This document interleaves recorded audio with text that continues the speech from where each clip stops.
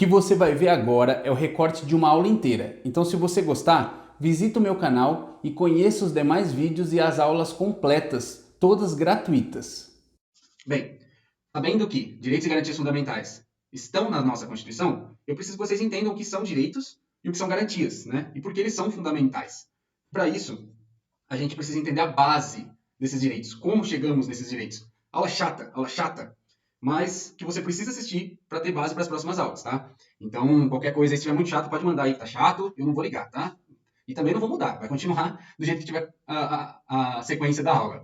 Então, a gente precisa entender que para chegarmos nesse artigo 5º, a gente teve que passar por muita coisa ao longo de muitos anos. Tá, quantos anos? Vamos voltar para a ditadura militar, na época dos militares no comando do país? Mais, um pouco mais. Para a época do governo Getúlio, lá na década de 30? Mais, um pouco mais. Para o século XIX, né, anos entre 1800 e 1901, perdão, 1801 e 1901, um pouco mais. Por quê? Porque a gente vai precisar ter uma remissão aí à história mundial. Poxa, professor, mas a aula de hoje era para falar de direito e você vai falar de história? Não quero vir aqui para aprender história.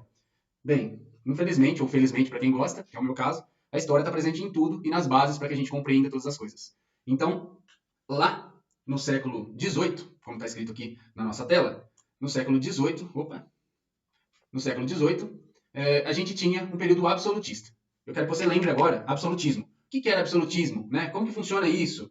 Bem, absolutismo é aquela época, dessa imagem aí, obviamente, mas é aquela época onde havia um soberano, né, professora Marli? Onde havia um soberano, e esse soberano tinha todo o poder estatal concentrado em suas mãos. Né? Quando você fala Luís XIV, o Estado sou eu, né? Quando você fala lá na época pós-feudalismo, você vai falar lá em um rei absoluto que comanda todo um país. E aí ele tem os seus amiguinhos lá. Vamos explicar de uma forma bem acessível que eu quero que você entenda, porque talvez você não relembre, né? Ou não se lembre do período de escola das aulas de história. Então eu vou tentar explicar da maneira mais simples possível. Então tinha o rei, o soberano, o imperador, etc. E esse cara, ele governava o estado a seu bel prazer. Ele tinha os amigos dele, que ele nomeava, dava títulos de nobreza. Então tinha lá o duque, tinha lá o visconde, tinha lá toda aquela galera que você vê em seriados de época da Europa. E esse soberano, né, esse rei absoluto, governava da forma que quisesse. Então um estado, hoje e também naquela época, ele tinha algumas atribuições, como por exemplo, a atribuição de ser representado por alguém. Hoje, o Brasil, por exemplo, é representado por seu presidente. Né? Ele é governado por alguém e ele é administrado por alguém. E há legislações feitas por um grupo de pessoas e a jurisdição é feita pelo judiciário. Ok. Porém, naquela época do absolutismo, um rei soberano governava, né, acima de todas as outras pessoas. E ele fazia o que queria, conforme quisesse. Nessa época, tudo estava nas mãos desse cara, desse rei. Vou dar um exemplo. Suponhamos que eu seja esse rei. Por quê? Porque eu estou dando exemplo e eu escolho quem é o meu rei. Então, suponhamos que eu seja esse rei. E aí, vocês que estão aí me assistindo, são súditos desse reinado. E eu quero dar uma festa pro pessoal. Ah, é pandemia. Finge que é a época que não tinha pandemia. E eu quero dar uma festa pro pessoal. Eu converso com o contador do meu palácio, né, do meu reino, e ele me diz que a gente está sem dinheiro para uma festa enorme. E aí, quando ele diz que não tem dinheiro, o que eu vou fazer? Vou criar um imposto. E eu falo, a partir de hoje, todo cidadão que pisar na rua vai pagar 50% de imposto sobre o que está no seu bolso, no momento que pisar na rua. Pronto, eu sou rei, eu posso. Um cidadão fala que não vai pagar, ele vai ser julgado por mim, né, pelos meus pares, e eu escolho a pena que ele vai ter. Simples assim, absolutismo. Porém, nessa época, o pessoal começou a ficar meio revoltado. E aí surgiu uma classe chamada burguesia, que já vem desde a época do feudalismo, que é uma galera que não tinha título de nobreza. Eles não tinham o título de duque, de visconde, eles não viviam na corte, eles não eram nobres. Mas eles tinham o que o rei gosta, dinheiro. Por isso que a burguesia aí na tela para vocês está escrito com um cifrão de dinheiro. Só para vocês memorizarem. E aí a burguesia falou pro rei, né, pro absolutista lá. Vamos supor um estado de maneira genérica. Rei, tudo bem, você quer mandar em mim, você quer me cobrar as coisas, eu até te dou dinheiro, te dou a grana para você fazer sua festa. Porém, eu exijo participação nesse governo. Eu quero o poder legislativo para poder regulamentar essas questões. Hoje, para se criar um imposto, como no exemplo que eu citei para a festa do rei, você precisa seguir princípios e precisa seguir um ordenamento maior. Esse ordenamento maior surgiu após a burguesia insatisfeita com reis, soberanos, déspotas, que comandavam o Estado a seu bel prazer, eles se revoltaram e assim surgiram as revoluções liberais. Revolução Francesa, que está na imagem aí, né? Obviamente que é uma obra de arte, e essa Revolução Francesa simboliza o início desse período de revoluções liberais, porém, nos Estados Unidos, por exemplo, quase 10 anos antes, né, os cidadãos conseguiram aí ter sucesso aí em sua revolução contra a coroa. E assim, em seguida, o soberano, após as revoluções burguesas, após as revoluções liberais, o soberano perde as suas atribuições aí de comando e quem toma o poder, né, a burguesia toma o poder, estabelece a necessidade de dizer que os estados não podem mais interferir em suas vidas. Então, os lemas da Revolução Francesa, vocês talvez se lembrem da época da escola, são liberdade, igualdade e fraternidade. São 3 os lemas da Revolução Francesa. E, inicialmente, o que esse pessoal lá no final do século XVIII pediu? Eles pediram liberdade. Por quê? Porque o rei podia interferir na vida deles a hora que quisesse, o rei podia fazer como quisesse as coisas. Então, eles pediram liberdade. Direitos civis e políticos que fossem concedidos a essas pessoas de forma que elas pudessem sobreviver sem a interferência de um Estado despótico, né? Um Estado que fizesse como quisesse. Então, os próprios cidadãos elegeriam representantes que escolheriam as leis que governariam o seu país, que governariam as suas vidas. Dessa forma, surgiu a primeira geração de direitos fundamentais. Então, quando alguém te fala gerações de direitos fundamentais ou dimensões de direitos fundamentais, surgiu nesse ponto, tá? Final do século XVIII, começo do século XIX. Lembre-se do ano 1800, foi ali em torno disso, quando a Revolução Francesa estava ebulindo, a Revolução dos Estados Unidos, e aí você tem o reconhecimento dos direitos de liberdade, direitos civis e políticos para esses cidadãos e o que a gente chama de direitos negativos. E a gente vai ver isso logo, logo no título 2 da Constituição e vocês vão entender por que a gente está vendo isso agora. Direitos negativos, ou seja, o Estado está proibido de fazer algumas coisas na vida dos cidadãos. Então, por exemplo, eu tenho o direito de ter a minha propriedade privada. O Estado, ao contrário do que era quando tinha um rei soberano, não pode vir e tomar a minha propriedade simplesmente porque quer, sem uma justificativa, sem uma indenização, sem uma explicação. Então o Estado não pode mais fazer algumas coisas na vida das pessoas. As pessoas estão livres para fazer seus negócios, para comprar, para vender, para circular, para transitar, para viver e etc. São liberdades negativas, ou seja, estou livre e o Estado não pode fazer. Direitos negativos, direitos de não fazer. Exemplo, liberdade de locomoção, liberdade religiosa, liberdade de associação, de reunião. Ou seja, eu posso me locomover para onde eu quiser. Quem nunca ouviu falar do direito de ir e vir?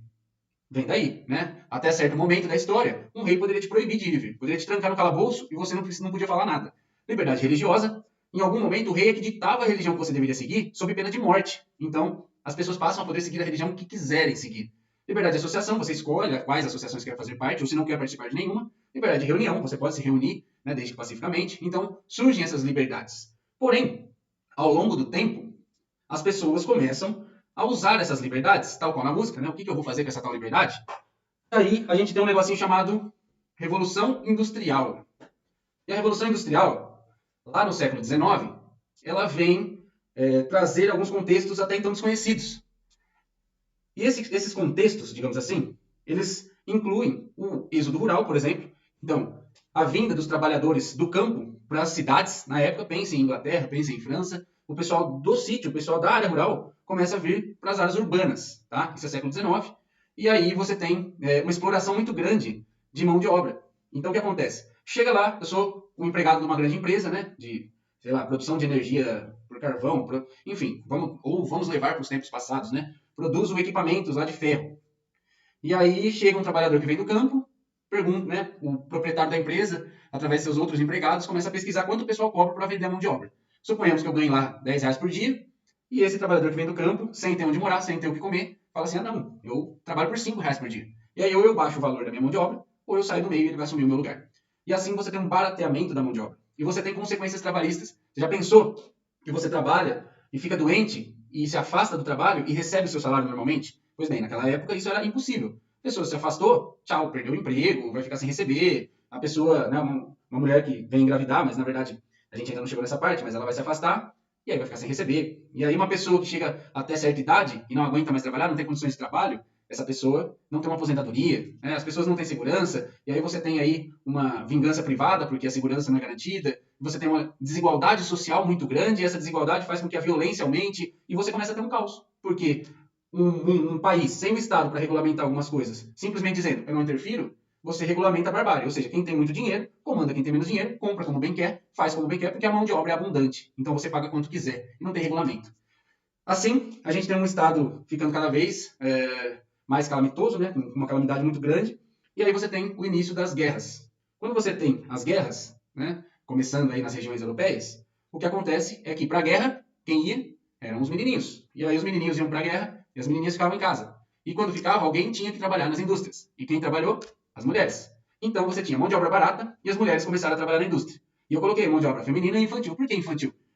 Na época, A gente está falando de direito de liberdade. Então, como os direitos de liberdade imperavam, o que acontecia com o Estado? Não tinha que dar creche, não tinha que dar escola. Onde que as crianças ficavam? Com as mães. As mães estavam indo na fábrica. Então, as crianças também iam. Até que um belo dia, né, algum patrão deve ter falado, viu essa criança, esse moleque aí que tá fazendo aí? Tudo trazendo, então eles deixar. Peraí, deixa eu ver um negócio, vem aqui. Consegue passar esse fiozinho aqui, ó? O menininho consegue. Então tá bom, vou te pagar R$2. Mão de obra infantil. E ali as crianças passaram a ir trabalhar junto com suas mães. Jornada de trabalho de 15 a 16 horas por dia, 18 horas por dia, salários baixíssimos, né? As pessoas trabalhavam para não passar fome. Simples assim. E viviam para trabalhar. O tempo que sobrava, dormiam. Se tiver dúvida, pessoal, pode deixar aqui que eu tô vendo que não tem comentário. Vai comentando aí, nem que seja ok, beleza, manda um joinha para eu poder saber que vocês estão vivos, tá? Bem, temos então a necessidade do Estado criar uma regulamentação para que essa desigualdade, né, não seja tão acentuada. Né? As desigualdades sociais, trabalhistas, né, econômicas. E aí, o que o Estado precisa fazer? Criar direitos trabalhistas, previdenciários, de educação. Então, a gente tem a segunda geração de direitos fundamentais. Lembra que eu falei? Os 3 lemas da Revolução Francesa. Ou melhor, o lema da Revolução Francesa com 3 palavras, né? Liberdade, igualdade e fraternidade. Liberdade foi a primeira geração de direitos. A segunda vem para garantir igualdade. Direitos de igualdade social, igualdade econômica, igualdade cultural. Direitos positivos, ou seja, o contrário daqueles. Nessa ocasião, os direitos são para o Estado prestar serviços. Direitos prestacionais, direito prestacional ou dever de fazer do Estado. Portanto, a partir de então, o Estado precisa garantir cultura, né, de forma igualitária, precisa garantir educação, precisa garantir segurança, precisa garantir aposentadoria, regulamentação trabalhista.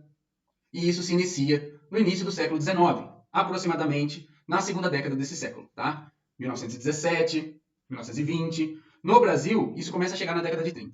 Tá? Então a gente tem uma segunda geração de direitos, que são os direitos trabalhistas, direitos de igualdade. Terceira geração de direitos. Prometo que vou passar rápido essa parte. Sei que tá meio chato, mas vamos lá. Terceira geração de direitos. Direitos de fraternidade. Os 3 lemas, lembra? Isso só vem surgir na segunda metade do século XX. A gente já está mais pertinho aqui de onde a gente está agora, vivendo. Então, direitos de fraternidade são direitos de solidariedade. Ou seja, você tem lá uma sociedade que precisa ser livre, com seus cidadãos livres, sem o Estado interferir nas vidas, eles tendo a vida garantida, né, sem um soberano para poder tirar a vida deles. Um Estado igualitário, onde minimamente você tem algumas garantias, que o cara não vai morrer trabalhando, que não vai morrer de fome, ou pelo menos que esse seja o objetivo desse Estado. Mas você tem alguns direitos que são difusos, ou seja, estão espalhados pela sociedade. É o que a gente chama de transindividuais. Exemplo desses direitos. Direito ao meio ambiente equilibrado. Quem tem direito ao meio ambiente equilibrado? Todos nós. Direito do consumidor. Ué, quem que é consumidor? Qualquer um que consuma. A autodeterminação dos povos, né? A orientação que as pessoas foram criadas, a forma com que essas pessoas sobrevivem, etc. O respeito às liberdades transindividuais. Então, esses direitos são chamados de difusos. É uma terceira geração de direitos. Direitos de fraternidade. Temos que garantir a todos, né, uma igualdade não apenas formal, né, uma igualdade prevista em lei, mas uma igualdade material. Exatamente, Marli. Muito obrigado. Marli, que está na nossa live, foi a minha professora de história, então eu só tenho a agradecer, né, esse pouco que sei aqui. E tá aí no comentário aí, nossa professora também me ajudando. Quarta geração de direitos fundamentais é uma quarta geração que vem agora, na modernidade. E essa quarta geração diz respeito ao patrimônio genético, né, bioética, fala sobre direito à comunicação, pluralismo político, globalização, diz respeito às células-tronco, por exemplo, experimentos científicos. Essa quarta geração é bem atual, tá? E fala-se até em uma quinta geração de direitos, englobando direito à paz. Eu resumi muito isso, tá? Fiz um resumo bem grande. Uma aula de tudo isso que eu te expliquei, você vai levar aí talvez 2 horas assistindo. Então eu fiz um resumo para que você possa entender o que vem pela frente. Porque a nossa aula vai começar agora, tá bom? Infelizmente para você que já está aí cansado, já com sono. Hoje a gente vai passar das 10 aqui tranquilamente. Mas pense que você está lá sentado assistindo a aula na faculdade, no cursinho ou alguma coisa assim, e lá ia estar bem pior, porque você ia estar numa cadeira desconfortável, aí você pode estar tranquilo, sentado, deitado, pode pegar alguma coisa na geladeira para comer, uma água para beber, e a gente pode ficar aqui tranquilo, né, estudando um pouquinho para você que vai prestar um concurso ou para você que quer saber um pouco mais. Gostou desse trecho da aula? Ela está inteira no meu canal. Aproveita e já se inscreve, para que você seja notificado sempre que eu postar uma nova aula ou um novo conteúdo, sempre gratuito, para que você possa fortalecer os seus estudos, seja na faculdade, seja para um concurso público, para que você possa otimizar aí os rendimentos. Eu tento ter uma linguagem rápida, fácil e acessível. Então confere lá no canal as aulas que também vão poder te ajudar a continuar esse estudo. Por enquanto eu fico por aqui. Valeu, falou!